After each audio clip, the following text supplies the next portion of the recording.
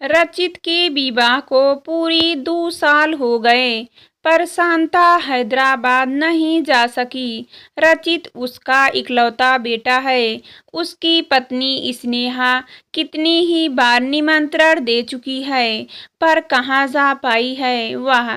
कभी घर की व्यस्तता तो कभी राहुल की प्राइवेट कंपनी का टूर। एक बार प्रोग्राम बनाया भी तो उन दोनों के विदेश ट्रिप के कारण रद्द करना पड़ा।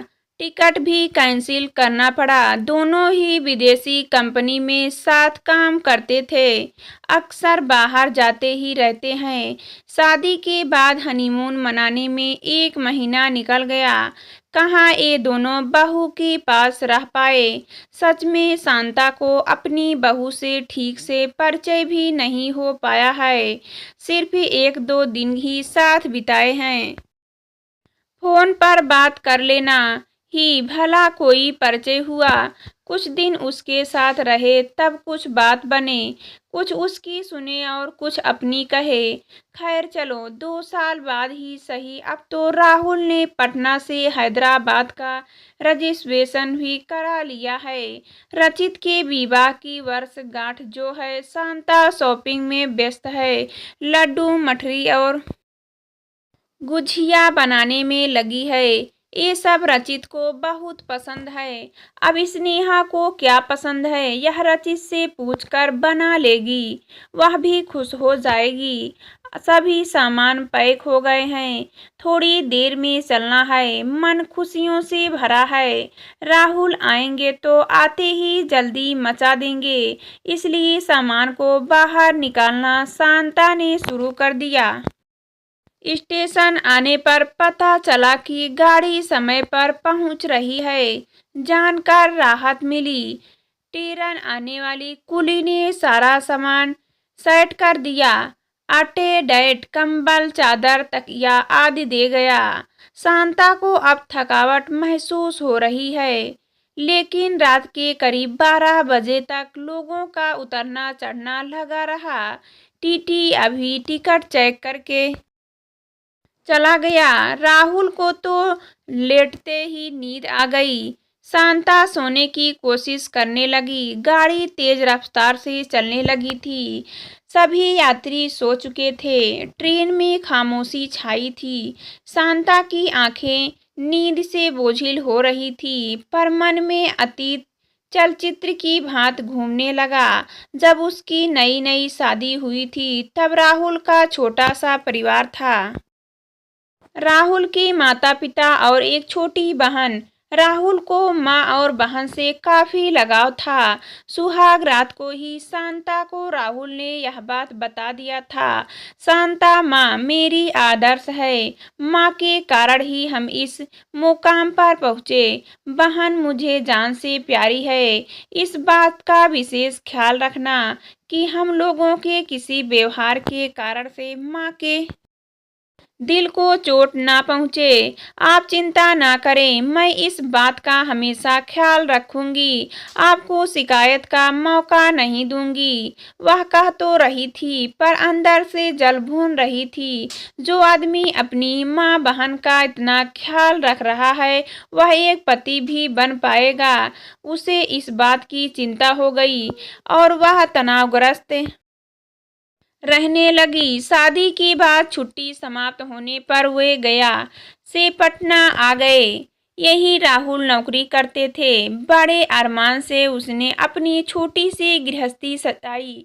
देखो, माँ को यह सामान यहाँ रखा हुआ पसंद नहीं आएगा, इसको उस जगह पर रखो। माँ को जिस कलर की साड़ी पसंद है वह पहनाना। सामान सजाने की कला माँ से सीख लेना। हाँ, सलाद भी सजाना माँ से सीख लेना। ये सब सुनकर शांता खींच उठती और जानबूझकर वही करती जो राहुल मना करते। पापा के देहांत के बाद माँ अक्सर इन लोगों के साथ ही पटना में रहने लगी। ये लोग भी घर कम ही आ जा पाते थे। राहुल की टीका टिप्पणी से शांता को सास का आना बोझ लगने लगा।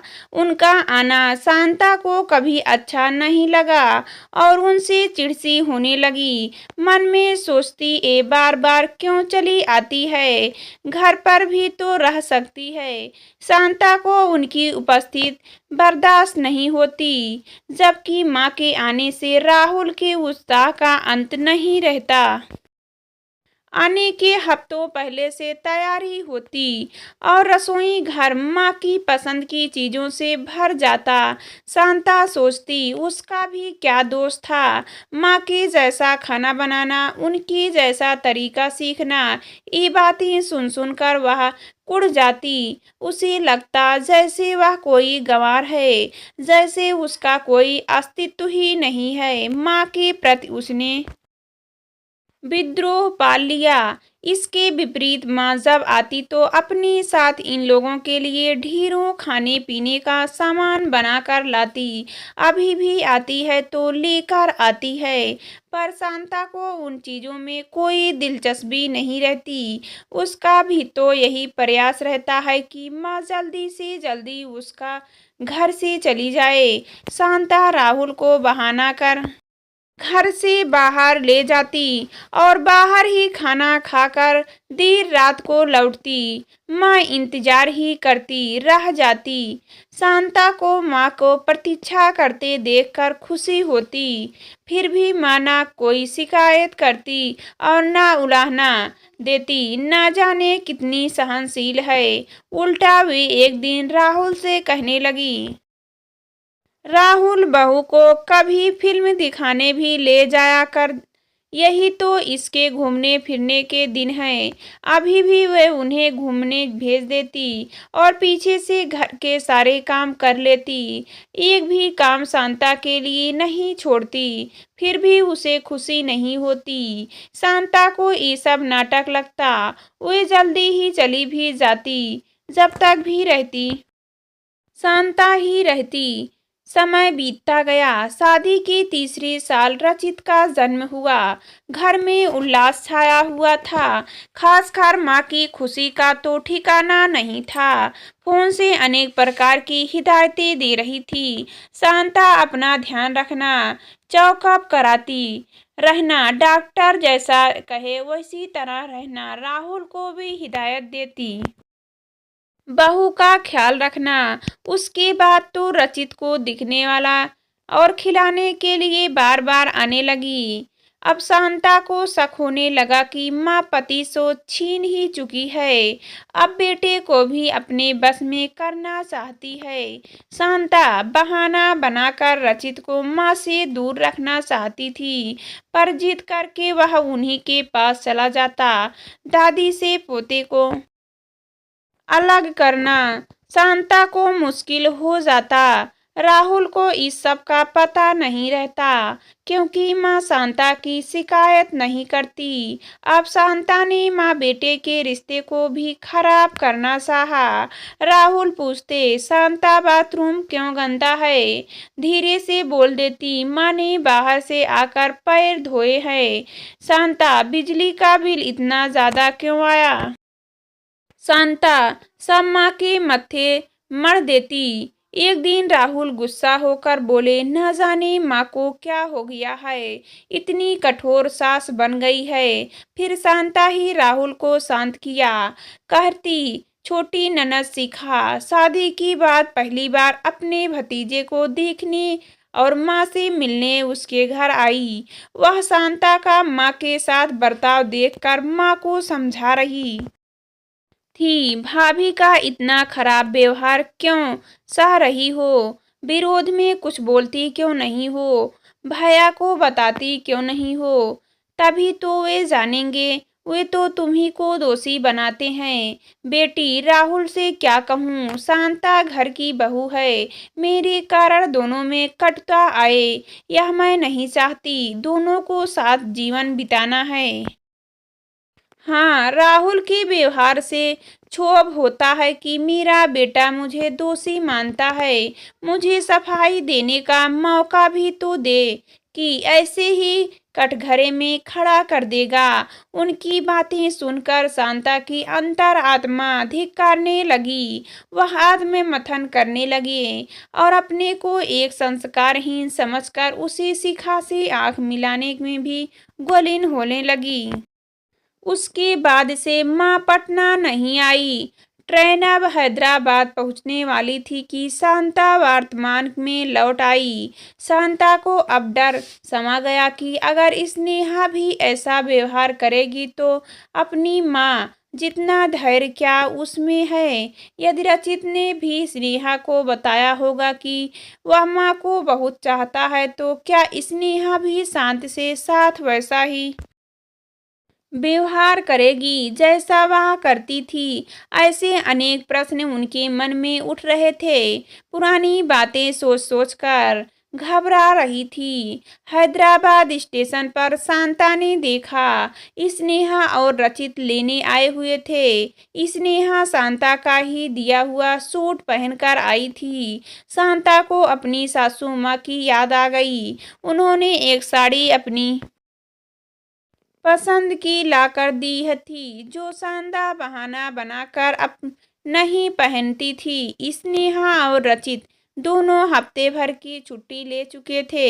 मुझे पूरा समय आपके साथ बिताना है कहकर स्नेहा शांता के गले से लिपट गई। आपसे बहुत कुछ सीखना है। रचित की पसंद का खाना बनाना और घर सजाना भी सीखना है। रचित आपकी बहुत प्रशंसा करते हैं। रचित अपने माता पिता को लेकर अपने घर की ओर चल दिए। राहुल और रचित दोनों मुस्कुरा रहे थे। पापा चलिए अब आप लोग फ्रेंड्स हो जाइए। स्नेहा ने आप लोगों की पसंद का नाश्ता सुबह जल्दी ही बनाकर रख लिया था। मेज विभिन्न प्रकार के नाश्ते से सजी हुई थी। सभी चीजें शांता और राहुल की पसंद की थी। बहू का प्यार देखकर दोनों का मन गदगद हो गया। शांता को माँ के साथ किए दुर्व्यवहार पर अपने ऊपर घृणा हो रही थी। कैसे ओछे और गिरे हुए संस्कार की है जो स्नेहमयी ऐसी सास को इतना सताया। जाकर पहले उनसे क्षमा मांगेगी तभी उसे शांति मिलेगी। खैर एक हफ्ता घूमने फिरने में ही गुजर गया। शांता के मन का भय समाप्त हो गया। स्नेहा अपने माता पिता से अच्छे संस्कार लेकर आई है। उसका अपना व्यक्तित्व है, खुले विचारों की आधुनिक लड़की है। सास को दोस्त के नजरिए से देखती है, प्रतिद्वंदी नहीं समझती है। काश शांता भी ऐसी सोच की होती तो माँ बेटे के संबंध में खटास तो पैदा ना होती। अपने प्रति स्नेहा की श्रद्धा और उसका विश्वास देखकर शांता की आंखें भर आई। उसका सिर शर्म से झुक गया।